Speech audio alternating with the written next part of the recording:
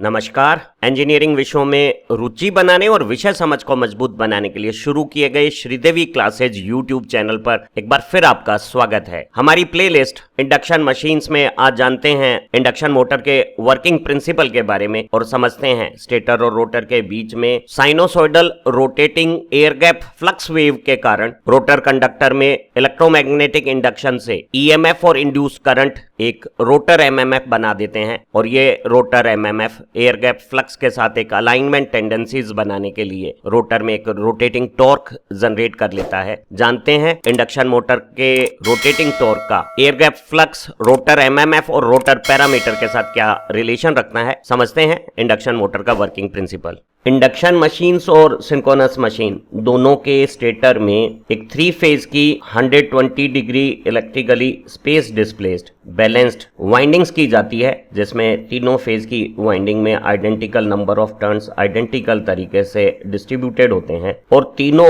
Red, yellow और blue RYB phase की windings की स्पेस पोजीशन अलग अलग एक्सिस पे अपने magnetic effects balanced 120 degree electrical displacements के साथ बनाती हैं। और जब 3 phase balance space displaced winding में 3 फेज का टाइम डिस्प्लेस एक्साइटेशन दिया जाता है, तो एज पर फेज सीक्वेंस, जैसे यहाँ ये phase sequence red, blue, yellow, R से B फेज है वो लेगिंग पोजीशन पे है। टाइम में अलग अलग समय स्थितियों पे अलग अलग फेज का करंट अपना इंस्टेंटेनियस पीक पाता है। तो तीनों वाइंडिंग्स 3 अलग अलग एक्सिस पे sinusoidal pulsating magnetic field time variation के साथ जब बनाती हैं, तो जो रिजल्टेंट मैग्नेटिक इफेक्ट्स आता है वो एक कांस्टेंट मैग्नीट्यूड और कांस्टेंट स्पीड का रोटेटिंग मैग्नेटिक फील्ड आ जाता है, जो टाइम में लीड फेज रेड फेज के एक्सिस से लैग फेज, अगर रेड से ब्लू पीछे की कंडीशंस में है तो रेड से ब्लू यहाँ एंटी क्लॉकवाइज डायरेक्शन में रोटेट करने लगेगा। और इस तरह से रोटेटिंग मैग्नेटिक फील्ड की गति को हम सिंक्रोनस स्पीड NS कहते हैं और RPM में सिंक्रोनस स्पीड का मान सप्लाई फ्रीक्वेंसी और मोटर में नंबर ऑफ पोल पे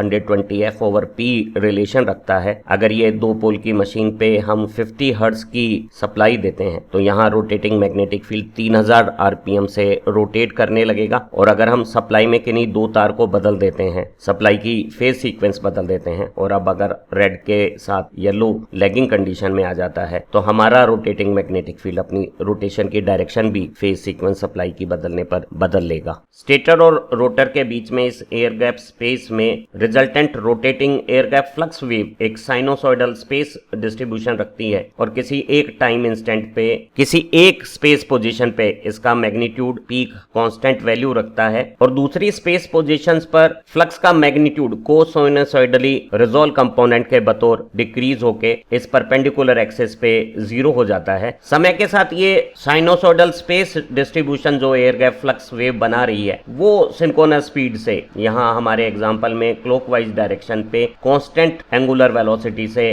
रोटेट करने लगता है। रोटेटिंग फ्लक्स वेव जब कांस्टेंट मैग्नीट्यूड और कांस्टेंट एंगुलर वेलोसिटी से रोटेट करती है तो वो स्टेटर और रोटर के चालकों को पार करते समय उनके साथ एक परिवर्तनशील फ्लक्स जुड़ाव बनाकर प्रेरित विद्युत वाहक बल और धाराएं उत्पन्न करती है। स्टेटर और रोटर के चालकों में प्रेरित विद्युत वाहक बल का मान रोटेटिंग मैग्नेटिक फील्ड और चालकों के बीच में सापेक्षित गति से निर्धारित होता है। स्टेटर के चालक और अगर रोटर स्टेशनरी हो तो ये सापेक्षित गति का अंतर तुल्यकालीन सिंक्रोनस स्पीड के बराबर होगा और ऐसी स्थिति में दोनों में सप्लाई फ्रीक्वेंसी की फ्रीक्वेंसी के साथ अधिकतम प्रेरित विद्युत वाहक बल उत्पन्न हो सकते हैं और उन विद्युत वाहक बलों से रोटर में प्रेरित धारा विद्युत चुंबकीय अन्योन क्रिया करके घूर्णनशील आघूर्ण बनाकर जब रोटेटिंग मैग्नेटिक फील्ड की डायरेक्शन में रोटेट करने लगती है तो रोटर में घूर्णनशील चुंबकीय क्षेत्र जो सिंक्रोनस स्पीड से गति कर रहा है और रोटर जो उसी दिशा में कुछ कम n गति से गति कर रहा है, दोनों में सापेक्षित गति स्लिप के अनुसार SNS हो गई है और उस समय रोटर में प्रेरित विद्युत वाहक बल भी स्लिप रिलेटिव वेलोसिटी के साथ स्लिप फ्रीक्वेंसी का उत्पन्न हो जाता है। स्टेटर और रोटर के बीच में एयर गैप में सिंक्रोनस स्पीड से रोटेट होने वाला फ्लक्स स्टेटर के स्टेशनरी कंडक्टर में पूरी NS सापेक्षित गति का EMF सप्लाई फ्रीक्वेंसी के साथ बनाता है, लेकिन जब रोटर रोटेटिंग मैग्नेटिक फील्ड की डायरेक्शन में n RPM से रोटेट करता है तो रोटर के चालकों में फील्ड और चालक की सापेक्षित गति NS माइनस n हो जाती है जो स्लिप स्पीड SNS के बराबर है और इस रिलेटिव स्पीड से रोटर के चालकों में फ्लक्स जुड़ाव के परिवर्तन से EMF से जो धारा का प्रवाह होता है है वो भी स्लिप फ्रीक्वेंसी SF मान रखता है। रोटर चालकों का डिस्ट्रीब्यूशन, चाहे ये रोटर स्लिप रिंग मोटर हो या स्क्वायल केज मोटर हो, एक 3 phase space distributed balance winding जैसा व्यवहार करता है और रोटर चालकों में 3 फेज सप्लाई की इंड्यूस धारा भी एक स्लिप फ्रीक्वेंसी का रोटेटिंग मैग्नेटिक फील्ड बनाती है, जो 120 slip frequency upon P calculation करने पर अगर 120 F/P को हम सिंक्रोनस स्पीड कहें, स्टेटर के रोटेटिंग मैग्नेटिक फील्ड की स्पीड कहें, तो हम पाते हैं कि रोटर का मैग्नेटिक फील्ड SNS स्पीड से रोटेटिंग मैग्नेटिक फील्ड और रोटर के रोटेशन की डायरेक्शन में कार्यरत हो जाता है। और ऐसी स्थिति में रोटर जो स्वयं n स्पीड से गति कर रहा है, उसके ऊपर रोटर चालकों का rotating magnetic field SNS speed से सुपर इम्पोज होता है और स्पेस पोजीशन के रेस्पेक्ट में रोटर के रोटेटिंग मैग्नेटिक फील्ड की स्पीड, रोटेटिंग मैग्नेटिक फील्ड क्या रोटर के रिलेटिव स्पीड रखता है SNS और रोटर की खुद की क्या स्पीड है, दोनों एक ही दिशा में होने के कारण जुड़कर अगर हम n की जगह NS1-S रखें और सिंप्लीफिकेशन करें, हम पाते हैं कि रोटर का मैग्नेटिक फील्ड भी स्टेटर के मैग्नेटिक फील्ड की भांति एयर गैप में सेम सिंक्रोनस स्पीड से सेम डायरेक्शन में रोटेट कर रहा है। अगर एक 4 पोल की इंडक्शन मोटर 50 हर्ट्ज सप्लाई पर काम करे तो रोटेटिंग मैग्नेटिक फील्ड की सिंक्रोनस स्पीड 1500 आरपीएम होगी और अगर इस मोटर की फुल लोड स्लिप 4% हो, 0.04 पर यूनिट हो, तो ऐसी स्थिति में मोटर का रोटर 4% स्लिप 60 आरपीएम के डिफरेंस के साथ 1440 आरपीएम कैपिटल N स्पीड पे NS से जो कम है 60 आरपीएम, उस पे उसी डायरेक्शन में रोटेट करने लगेगा और रोटेटिंग मैग्नेटिक फील्ड और रोटर की स्पीड में जो 60 आरपीएम का अंतर है वो रिलेटिव स्लिप स्पीड रोटर में स्लिप फ्रीक्वेंसी का EMF SF जो 4% स्लिप और 50 हर्ट्ज के लिए 2 हर्ट्ज है, उस 2 हर्ट्ज की सप्लाई फ्रीक्वेंसी से रोटर एक खुद का रोटेटिंग मैग्नेटिक फील्ड बनाएगा जो 60 आरपीएम के साथ रोटर की 1440 आरपीएम के साथ सुपर इम्पोज होकर एयर गैप में सिंक्रोनस स्पीड 1500 आरपीएम बना देगा। इसका मतलब है किसी भी स्लिप कंडीशंस पे रोटर के करंट का जो MMF है और स्टेटर का जो MMF है वो दोनों यहां स्पेस में एक साइनोसॉइडल स्पेस टाइम डिस्ट्रीब्यूशन इस तरह का बनाते हैं कि दोनों एक ही डायरेक्शन में एक जैसी गति से सिंक्रोनस स्पीड से गतिमान रहते हैं और स्टेटर और रोटर दोनों के MMF वेव एक दूसरे के रेस्पेक्ट में हम स्टेशनरी मान सकते हैं। ये दोनों स्टेटर का सिंक्रोनस स्पीड से रोटेट होने वाला एयर गैप फ्लक्स और रोटर का इंड्यूस्ड फ्लक्स एक दूसरे के साथ सुपर इम्पोज होकर एयर गैप में एक resultant rotating air gap MMF distribution बना लेते हैं जो स्पेस में साइनोसॉइडल डिस्ट्रीब्यूशन के साथ सिंक्रोनस स्पीड से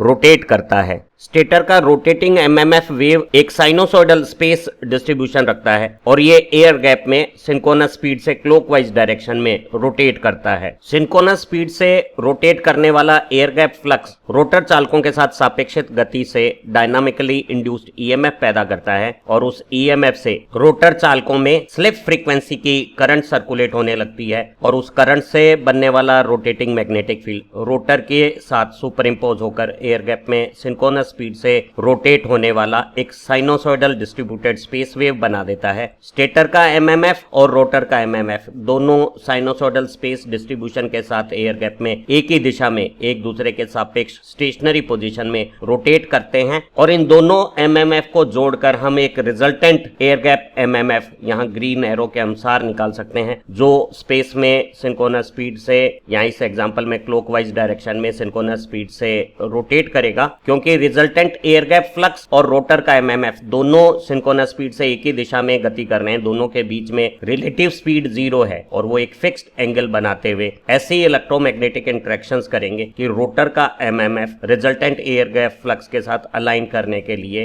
रोटेटिंग मैग्नेटिक फील्ड की डायरेक्शन में ही एक रोटेटिंग टॉर्क डेवलप कर देगा और ये rotating torque air gap flux के मैग्नीट्यूड, रोटर MMF मैग्नीट्यूड और रोटर पैरामीटर से तय होने वाले स्टेटर MMF और रोटर MMF के एंगल पे डिपेंड करेगा। एक सरल 2 पोल की 3 फेज इंडक्शन मोटर यहाँ चित्र में दिखाई हुई है जिसके स्टेटर में 3 फेज की स्पेस डिस्प्लेस बैलेंस वाइंडिंग का A red phase, B blue phase और C येलो फेज स्पेस में 120 डिग्री इलेक्ट्रिकली डिस्प्लेस्ड है। उसी तरह से रोटर में भी एक 3 फेज की 120 degree electrical balance 3 phase winding में A फेज, B फेज और C फेज दिखाए हुए हैं। जब स्पेस डिस्प्लेस्ड स्टेटर की 3 फेज बैलेंस्ड वाइंडिंग में टाइम डिस्प्लेस एक्साइटेशन दिया जाता है तो स्टेटर एयर गैप में एक रोटेटिंग मैग्नेटिक फील्ड बनाता है। अगर साइनोसॉइडल टाइम वेरिएशन में ए रेड फेज का करंट इंस्टेंटेनियस पीक मैग्नीट्यूड रखता है, तो एयर गैप में रोटेटिंग मैग्नेटिक फील्ड के साइनोसॉइडल डिस्ट्रीब्यूशन का पीक मैग्नीट्यूड ए कॉइल की एक्सिस के अलोंग यहाँ चित्रानुसार मैग्नीट्यूड बनाएगा, जिसे हम स्टेटर में दो पोल एन और एस से रिप्रेजेंट कर सकते हैं। अगर थ्री फेज सप्लाई की phase sequence red yellow blue है तो हमारा रोटेटिंग मैग्नेटिक फील्ड लीड से लेग की तरफ, रेड से येलो की तरफ पॉजिटिव एंटी क्लॉकवाइज डायरेक्शन में सिंक्रोनस स्पीड से रोटेट करेगा। एयर गैप में सिंक्रोनस स्पीड से रोटेट होने वाला मैग्नेटिक फील्ड रोटर के स्टेशनरी कंडक्टर्स में रिलेटिव स्पीड से डायनामिकली इंड्यूस्ड ईएमएफ बनाएगा। अगर magnetic field anti clockwise direction में रोटेट कर रहा है तो मैग्नेटिक फील्ड को स्टेशनरी मानते हुए यहाँ ए डैश और ए कंडक्टर की रिलेटिव गति को नीले तीर से दिखाया जा सकता है और इस मैग्नेटिक फील्ड में इन दिशाओं में सापेक्षित गति करने वाले चालकों में प्रेरित विद्युत वाहक बल की दिशा ए कंडक्टर में क्रॉस नॉर्थ पोल के नीचे और ए डैश कंडक्टर में साउथ पोल के नीचे डॉट से रिप्रेजेंट किया जा सकता है। डॉट का मतलब है ये स्क्रीन में बाहर की तरफ आपकी तरफ है और क्रॉस में, क्रॉस का अर्थ है कि ये ईएमएफ स्क्रीन तल के लंबवत अंदर की तरफ दिशा रखता है। एयर गैप में सिंक्रोनस स्पीड से रोटेट होने वाला जो फ्लक्स डिस्ट्रीब्यूशन है वो एक साइनोसॉइडल स्पेस डिस्ट्रीब्यूशन रखता है और किसी समय क्षण पे नॉर्थ पोल और साउथ पोल से रिप्रेजेंट होने वाला रोटेटिंग मैग्नेटिक फील्ड का ये जो अधिकतम मान है उस सेंट्रल लाइन में आने वाली हमारी रोटर कॉइल ए और ए डैश में अधिकतम फ्लक्स घनत्व के प्रभाव से अधिकतम प्रेरित विद्युत वाहक बल उत्पन्न होगा और दूसरी स्पेस पोजीशन में मैग्नेटिक फ्लक्स डेंसिटी जो एयर गैप में बन रही है उनके मान कम होने से इंड्यूस्ड ईएमएफ के मान भी कम होंगे। इसे यूं भी समझ सकते हैं कि रोटर कॉइल ए डैश के साथ एयर गैप फ्लक्स का जुड़ाव तो मिनिमम है, लेकिन फ्लक्स जुड़ाव में समय के साथ परिवर्तन की दर इस जीरो फ्लक्स क्रॉसिंग के समय अधिकतम होने के कारण ए और ए डैश में प्रेरित विद्युत वाहक बल का मान अधिकतम होगा। इसी समय स्थिति पे रोटर की कोई कॉइल यहाँ नीले टर्न्स के अनुसार परपेंडिकुलर प्लेन में होती तो उससे जुड़ने वाला फ्लक्स तो अधिकतम होता, लेकिन फ्लक्स जुड़ाव में परिवर्तन की दर न्यूनतम शून्य होने के कारण इन कुंडलियों से बनने वाली कॉइल में कोई भी प्रेरित विद्युत वाहक बल उत्पन्न नहीं होता। हमने अधिक इंड्यूस्ड ईएमएफ को बड़े डॉट और क्रॉस से रिप्रेजेंट किया है और कम इंड्यूस्ड ईएमएफ को छोटी डॉट और क्रॉस से रिप्रेजेंट किया है। जो चालक नॉर्थ पोल के नीचे आए हैं उनमें फ्लेमिंग के राइट हैंड के नियमानुसार इस दिशा के मैग्नेटिक फील्ड में रोटेटिंग मैग्नेटिक फील्ड को स्टेशनरी मानते हुए चालकों की सापेक्षित गति अगर काले तीर की दिशा में लें तो इंड्यूस्ड ईएमएफ अंदर की तरफ क्रॉस से रिप्रेजेंट होगा। वहीं साउथ पोल के नीचे यही इंड्यूस्ड ईएमएफ डॉट से रिप्रेजेंट हो रहा है। तो हम कह सकते हैं कि एयर गैप में रोटेटिंग मैग्नेटिक फील्ड का स्पेस डिस्ट्रीब्यूशन जिस समय अपना peak magnitude horizontal reference line पे बनाए हुए एन और एस स्टेटर में पोल बना रहा है उस समय रोटर के चालकों में इंड्यूस्ड ईएमएफ चित्रानुसार होगा। अगर हम रोटर वाइंडिंग के विद्युत परिपथ को हर फेज में प्योर रेजिस्टिव प्रकृति का ले लेते हैं, ये उन स्थितियों पे काफी हद तक सही भी है जब एक इंडक्शन मोटर नो लोड पे ऑलमोस्ट सिंक्रोनस स्पीड पे नेग्लिजिबल स्लिप के साथ रोटेट होती है। अन्यथा एक रोटर सर्किट को आरएल प्रकार का इंडक्टिव नेचर का लेना ठीक रहेगा। अभी सहजता के लिए अगर हम रोटर परिपथ को शुद्ध प्रतिरोध प्रकार का ले लेते हैं तो हर फेज की कॉइल में धारा की कला इंड्यूस्ड ईएमएफ की सेम फेज में होंगी और क्योंकि रोटर की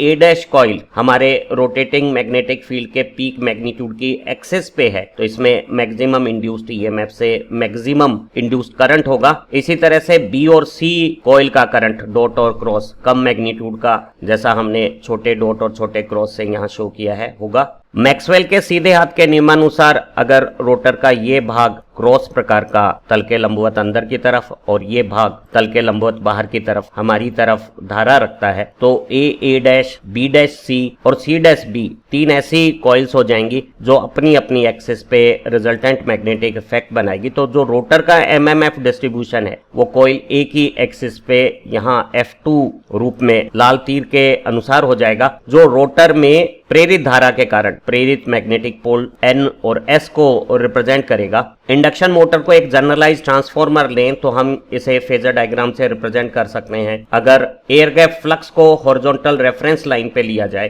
तो इंड्यूस्ड ईएमएफ फ्लक्स फेजर से 90 डिग्री पीछे की कंडीशन में रोटर में होगा, और अगर रोटर सर्किट प्योर रेजिस्टिव है तो रोटर के इंड्यूस्ड ईएमएफ की फेज पोजीशन पे ही करंट सर्कुलेट होगा और रोटर का करंट रोटर वाइंडिंग के फेरों में रोटर एमएमएफ F2 बना देगा, और यहाँ F2 एयर गैप फ्लक्स से 90 डिग्री पीछे की कला में, जैसे इस स्कीमेटिक डायग्राम या फेजर डायग्राम में दिखाया जा रहा है, अपनी पोजीशन प्राप्त कर लेगा। अगर रोटर रुका हुआ है, स्टैंड स्टिल स्टेशनरी पोजीशन पे है, तो रोटर और रोटेटिंग मैग्नेटिक फील्ड के बीच में रिलेटिव स्पीड पूरी सिंक्रोनस स्पीड के बराबर है, और रोटर में इंड्यूस्ड ईएमएफ और इंड्यूस्ड करंट की फ्रीक्वेंसी सप्लाई फ्रीक्वेंसी के बराबर होगी, और ऐसी स्थिति में सप्लाई फ्रीक्वेंसी का इंड्यूस्ड करंट रोटर की 3 फेज स्पेस डिस्प्लेस्ड वाइंडिंग में एक एंटी क्लॉकवाइज डायरेक्शन में रोटेट होने वाला सिंक्रोनस स्पीड से गतिमान रोटेटिंग एमएमएफ बना देगा। तो फ्लक्स और रोटर एमएमएफ दोनों सिंक्रोनस स्पीड से रोटेट करेंगे, और अगर एक वर्किंग कंडीशन में रोटर n आरपीएम की स्पीड से रोटेटिंग मैग्नेटिक फील्ड की डायरेक्शन में रोटेट कर रहा है, तो रोटेटिंग मैग्नेटिक फील्ड की स्पीड ns और रोटर की स्पीड n में जो अंतर है ns माइनस n, वो स्लिप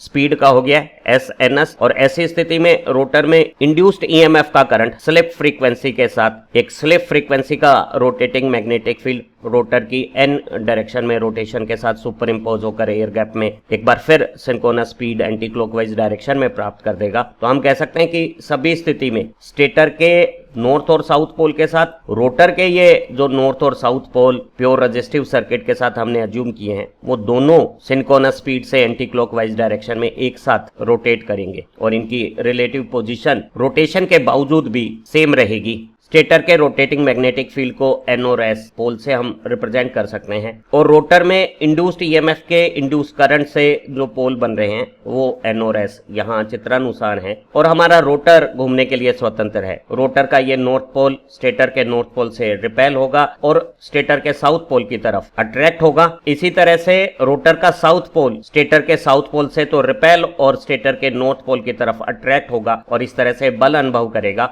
और इन बलों से जो बल आघूर्ण बनेगा वो रोटर को रोटेटिंग मैग्नेटिक फील्ड की डायरेक्शन में रोटेट करेगा, और रोटेशन के बावजूद भी प्योर रेजिस्टिव सर्किट में स्टेटर के एयर गैप फ्लक्स से रोटर एमएमएफ 90 डिग्री का एंगल बनाकर रोटेशन मेंटेन करेगा, और हर स्थितियों में रोटर का MMF rotating air gap flux को प्राप्त करने के लिए रोटेटिंग मैग्नेटिक फील्ड की डायरेक्शन में ही रोटर में रोटेटिंग टॉर्क बना देगा, और रोटर की रोटेशन की डायरेक्शन तो सिंक्रोनस स्पीड की डायरेक्शन में ही होगी, लेकिन रोटर की घूर्णन गति किसी भी हालत में सिंक्रोनस स्पीड को प्राप्त नहीं करेगी। वो टॉर्क की रिक्वायरमेंट के अनुसार स्लिप बनाती हुई कुछ स्लिप स्पीड पे सिंक्रोनस स्पीड से कुछ घटकर रोटेट करेगी। तो हम कह सकते हैं कि एक 3 phase induction motor self starting nature की है, और वो इंड्यूस्ड ईएमएफ की एक्शन से जो करंट रोटर में पैदा होते हैं उनकी इंटरेक्शन से एक स्टार्टिंग टॉर्क बना लेती है, और जल्द ही वो लोड के अनुसार सिंक्रोनस स्पीड के काफी करीब एक स्लिप स्पीड के साथ अपना रोटेशन रोटेटिंग मैग्नेटिक फील्ड की डायरेक्शन में मेंटेन कर लेती है।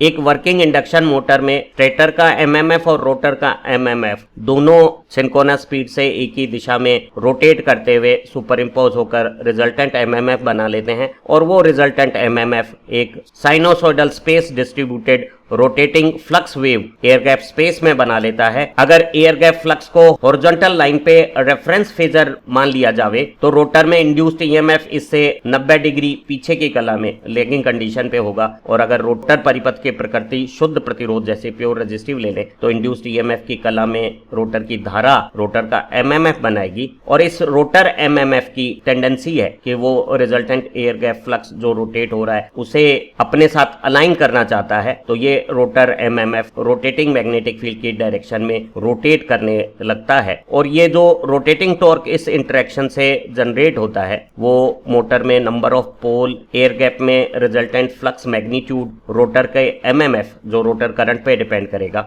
और एयर गैप फ्लक्स और रोटर एमएमएफ के बीच में जो एंगल बनता है जिसे हम लोड एंगल डेल्टा कहते हैं, उस डेल्टा के साइन डेल्टा के समानुपाती होगा, और प्योर रेजिस्टिव रोटर सर्किट में डेल्टा जब ऑप्टिमम 90 डिग्री पोजीशन पे है, साइन डेल्टा मैक्सिमम 1 है, तो हम पाते हैं कि हमारी मोटर किसी गिवन रोटर करंट के एमएमएफ और एयर गैप फ्लक्स पे मैक्सिमम रोटेटिंग टॉर्क बनाएगी। एक इंडक्शन मोटर के एक्चुअल रोटर वाइंडिंग में, कोर में जब वाइंडिंग की जाती है तो काफी मात्रा में लीकेज फ्लक्स का, लीकेज रिएक्टेंस असर होता है, क्योंकि हम वर्किंग फ्लक्स को एयर गैप में बनाते हैं और रुकी हुई अवस्था में जब रोटेटिंग मैग्नेटिक फील्ड और रोटर के बीच में पूरी सिंक्रोनस स्पीड के बराबर रिलेटिव वेलोसिटी है, तो सप्लाई फ्रीक्वेंसी के बराबर फ्रीक्वेंसी पर रोटर के इंड्यूस्ड करंट का मैक्सिमम लीकेज रिएक्टेंस X2 होगा और हर वाइंडिंग के फेज में रोटर का करंट इंडक्टिव लीकेज रिएक्टेंस के असर के कारण ईएमएफ से फेज एंगल में लैग करेगा और जो रोटर के करंट का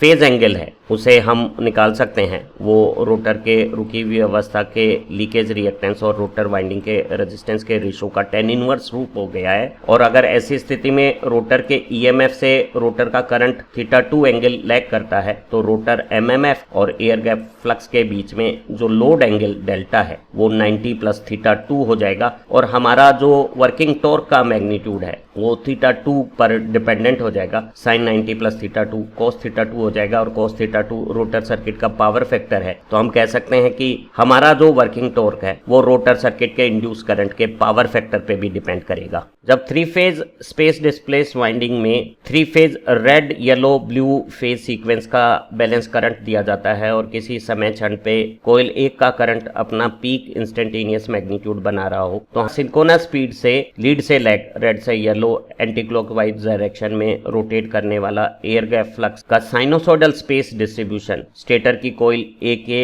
एक्सिस पे मैक्सिमम मैग्नीट्यूड रखेगा और ऐसी स्थिति में रोटर की जो ए डैश कॉइल है जो स्टेटर एमएमएफ डायरेक्शन के साथ अलाइंड हो गई है उसमें मैक्सिमम इंड्यूस्ड ईएमएफ होगा और दूसरी कॉइल में इंड्यूस्ड ईएमएफ के मैग्नीट्यूड उसी समय क्षण पे कम मान रखेंगे। लेकिन अगर रोटर के विद्युत परिपथ में लीकेज रिएक्टेंस का असर है तो रोटर के वाइंडिंग में हर फेज में जो करंट है वो इंड्यूस्ड ईएमएफ की फेज से कुछ लैग करेगा और हमारी ए डैश कॉइल में पीक करंट ईएमएफ के पीक से कुछ देर बाद आएगा। अगर रोटर सर्किट का पावर फैक्टर एंगल वोल्टेज और करंट के बीच में लैग एंगल θ2 है तो जब rotating air gap flux θ2 angle rotate कर जाएगा, कुछ समय बाद की स्थितियां आ जाएगी, तो रोटर की कॉइल ए डैश में पीक करंट कंडीशंस आ जाएगी और रोटर का ये जो करंट डिस्ट्रीब्यूशन है वो एयर गैप के फ्लक्स φ2 के साथ चित्रानुसार एंगुलर पोजीशंस रखेगा। रोटर में इंड्यूस करंट से जो इंड्यूस्ड मैग्नेटिक पोल और एमएमएफ बनेगा उसकी भी प्रवृत्ति स्टेटर के एयर गैप फ्लक्स के साथ अलाइन करने की, रोटेटिंग मैग्नेटिक फील्ड के डायरेक्शन में ही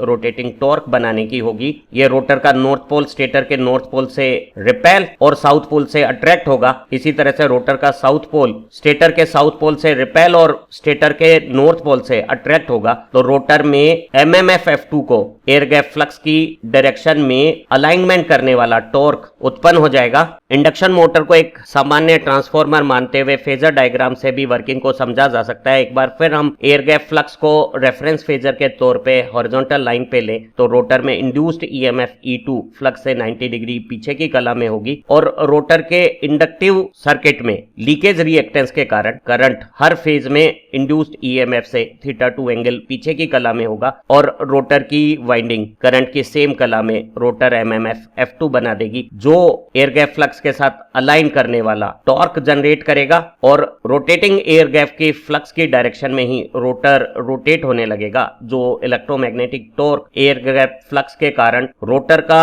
एमएमएफ जनरेट करेगा उसे हम इस रिलेशन से दे सकते हैं जहां P नंबर ऑफ पोल है, फाई एयर गैप फ्लक्स का मैग्नीट्यूड है, F2 रोटर एमएमएफ का मान है जो रोटर करंट पे डिपेंड करेगा और ये पावर लोड एंगल 90 प्लस θ2 का साइन जब हम लेंगे तो ये cos θ2 हो जाएगा और हम पाएंगे कि एक रोटर में किसी दिए गए एयर गैप फ्लक्स और रोटर करंट के लिए जो रोटेटिंग टॉर्क डेवलप होता है वो रोटर पावर फैक्टर पे डायरेक्ट प्रोपोर्शनलिटी रखता है। तो हम कह सकते हैं कि जो रोटेटिंग टॉर्क है वो एयर गैप फ्लक्स के साथ रोटर सर्किट में करंट और रोटर इलेक्ट्रिक सर्किट के पावर फैक्टर एंगल पे डिपेंड करता है। एक इंडक्शन मोटर में जो रोटर में रोटेटिंग टॉर्क बन रहा है किसी एयर गैप फ्लक्स से रोटर एमएमएफ जो लोड एंगल बना रहा है उसके साथ साइन 90 प्लस थीटा 2 डिपेंडेंसी रखता है। और अगर रोटर में लीकेज रिएक्टेंस का असर अधिक होगा, रोटर का पावर फैक्टर एंगल वोल्टेज से करंट का लैग होना अधिक थीटा 2 एंगल का होगा, तो हमारा